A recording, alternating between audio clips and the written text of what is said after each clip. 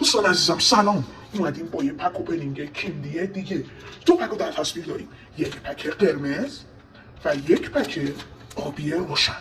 به نظر میاد که میتونه کارت خیلی خوبی توشون باشه. پس میریم برای باز کردنشون. پک اول رو باز میکنیم.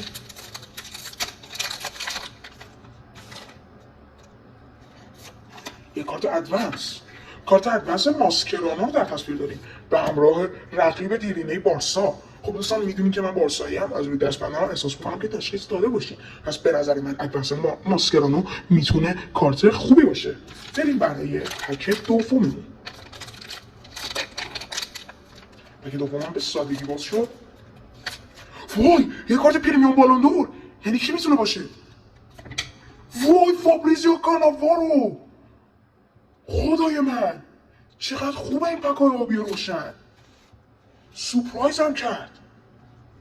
و کارت دومی که توش بود رافائل لیاو. مرسی که تو این پک اوپنینگ همراهمون بودین. شاد و پیروز باشین. خدا نگهدار.